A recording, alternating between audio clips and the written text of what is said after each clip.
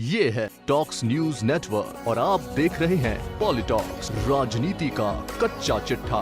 देश के प्रथम गृह मंत्री रहे सरदार वल्लभ भाई पटेल देश की वर्तमान राजनीति में महत्वपूर्ण स्थान बनाए हुए हैं। अब चाहे वो सिद्धांतों के तौर पर हो या फिर राजनीतिक दलों, खास तौर पर बीजेपी द्वारा समय समय पर पटेल के नाम पर राजनीति करने की बात हो। हाल ही में हुई कांग्रेस वर्किंग कमेटी की बैठक में से कई बयान निकलकर सामने आ रहे हैं, लेकिन जिस कांग्रेस नेता के बयान ने भाजपा को भड़का दिया है वो है कश्मीर से आने वाले तारिक हमीद। सूत्रों के अनुसार सीडब्ल्यूसी की बैठक के दौरान कांग्रेसी नेता हमीद ने कहा कि बंटवारे के समय सरदार वल्लभ भाई पटेल कश्मीर को पाकिस्तान को देने के हिमायती थे।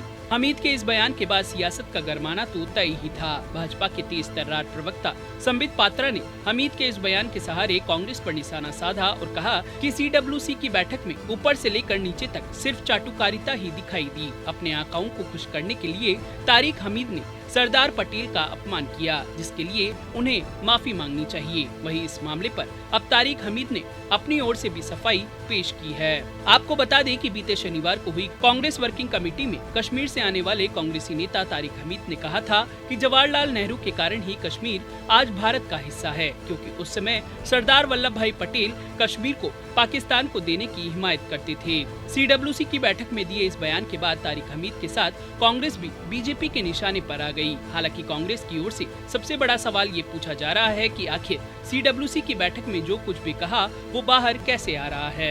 हमीद के बयान पर बीजेपी प्रवक्ता संबित पात्रा ने सोनिया गांधी एवं राहुल गांधी पर जमकर निशाना साधा। सोमवार को एक प्रेस वार्ता के दौरान संबित पात्रा ने कहा कि कांग्रेस वर्किंग कमेटी की बैठक से निकले इस बयान से आज ये स्पष्ट हो गया है, अपने परिवार की विरासत को ऊपर रखने और नेहरू गांधी राजवंश को ऊपर रखने के लिए चाहे सुभाष चंद्र बोस हो, वीर सावरकर हो या सरदार पटेल हो, किसी को भी अपमानित करना हो, किसी के नाम पर भी भ्रम फैलाना हो, कांग्रेस पार्टी सब कर सकती है। पात्रा ने आगे आरोप लगाया कि जम्मू कश्मीर को लेकर विपक्ष भ्रम की राजनीति कर रही है। यही नहीं, संबित पात्रा ने कांग्रेस पर आरोप लगाते हुए कहा कि सीडब्ल्यूसी की बैठक में सरदार पटेल को एक विलन के तौर पर पेश किया गया, लेकिन मैं यह पूछना चाहता हूं कि जब सीडब्ल्यूसी की बैठक में सरदार पटेल को बदनाम किया जा रहा था तो क्या सोनिया गांधी और राहुल गांधी ने इस पर आपत्ति जताई थी? क्या सोनिया या राहुल गांधी ने तारिक हमीद कर्रा को रोका? पात्रा ने कहा कि हम सभी जानते हैं कि कांग्रेस केवल एक परिवार की पार्टी है और नेहरू गांधी परिवार की विरासत को किस प्रकार आगे बढ़ाया जाए और चाटुकारिता की पराकाष्ठा किस प्रकार बनाई रखी जाए, यही कांग्रेस का ध्येय है। संबित पात्रा ने आगे कहा कि आज सुबह अखबारों में एक खबर छपी और उसमें कहा गया कि कश्मीर कांग्रेस के नेता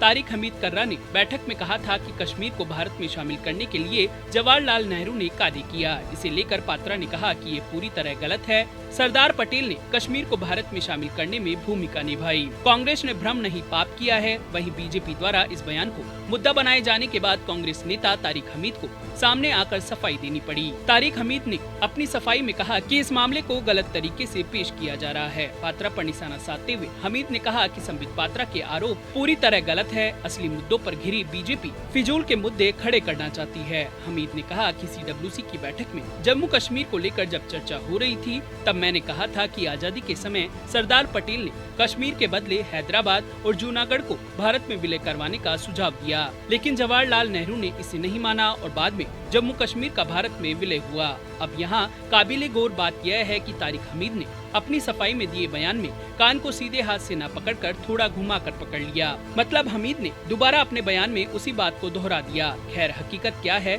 यह तो खुद जवाहरलाल नेहरू और सरदार वल्लभ भाई पटेल ही जानते थे, जो कि अब इस दुनिया में नहीं हैं। लेकिन राजनीतिक पार्टियां अपने फायदे के लिए उनके बयानों और कामों का अपने अपने हिसाब से इस्तेमाल करती रही है।